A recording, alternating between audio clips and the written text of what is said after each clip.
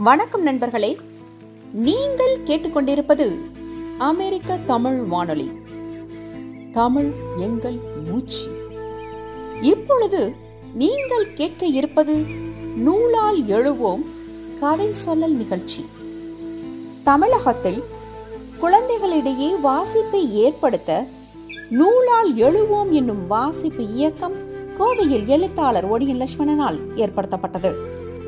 சமவெளியில் வாழும் குழந்தைகளின் கதை சொல்லல் நிகழ்வை நமது அமெரிக்க தமிழ் வானொலியில் தொடர்ந்து ஒளிபரப்ப உள்ளோம். இந்நிகழ்ச்சியில் கிருஷ்ணகிரி மாவட்டத்தைச் சேர்ந்த ஹோசூர் சூளகிரியில் உள்ள girls higher secondary school Devasena பள்ளி மாணவிகள் இடி மின்னல் வில்லுப்பாட்டு நிகழ்ச்சியின் மூலம் நமக்கு அழகான அறிவுரை ஒன்றை கூறியிருக்கிறார்கள். சுற்றுப்புற சூழலை பாதுகாப்பது பற்றியும், தண்ணீரின் தேவை பற்றியும், மக்கும் குப்பைகள், மக்காத குப்பைகள், நெகிழி பைகள் அதாவது பிளாஸ்டிக் பைகளை பயன்படுத்தக்கூடாது என்பது பற்றியும், அதனால் ஏற்படும் விளைவுகளையும் நமக்கு அழகாக கூறியிருக்கிறார்கள் இவர்கள். வில்லுப்பாட்டின் மூலம் இந்த சமுதாயத்திற்கு தேவையான அருமையான கருத்துக்களை கூறியவர்கள் தேஜஸ்ரீ, பூஜா, அவந்திகா, ஜோஷிகா, நந்தீஷ். இவர்கள் அனைவரும் 6 மற்றும் 7ஆம் வகுப்பை சேர்ந்தவர்கள். இந்த கதை கருவை உருவாக்கியவர் ஸ்ரீநிதி, இவரும் 7ஆம் வகுப்பை சேர்ந்தவர். இந்த உரையாடலை உருவாக்கியவர் பூஜா, 7ஆம் வகுப்பை சேர்ந்தவர். இவற்றை முழுமையாக கருத்து உருவாக்கம் செய்தவர் சுசித்ரா மலர்விழி என்ற ஆசிரியை.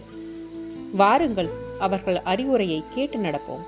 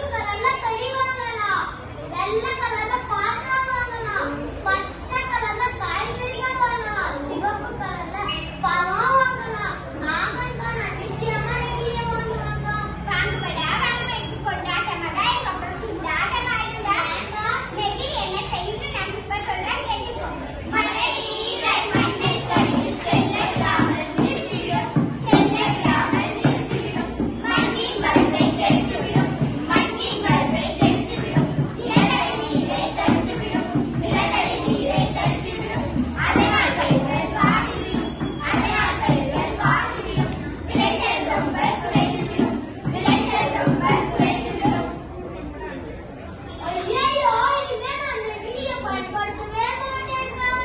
இப்போ நம்ம வில்லு பாட்டுக்கு என்ன தலைப்பு தெரியுமா? இடி மின்னல். எதுக்கு நம்ம வில்லு பாட்டுக்கு இடி மின்னல் வச்சிருக்கிறோம்? இடி மின்னலும் சேர்ந்து வரும்போதுதான் மழையும் பெய்யும். இடி மின்னல் வரும்போது நம்ம பூமியில நைட்ரேட் என்கிற கனிம பொருள் அதிகமாகும். இது நம்ம மண்ணில வளர்ந்தே இருக்கும். இவ்வளவு சொல்ல நமக்கு ஏதாவது பிடிச்சிச்சா? மண்டையில ஏறிச்சா? புரிஞ்சுச்சுங்களா? நீ எங்களுக்கு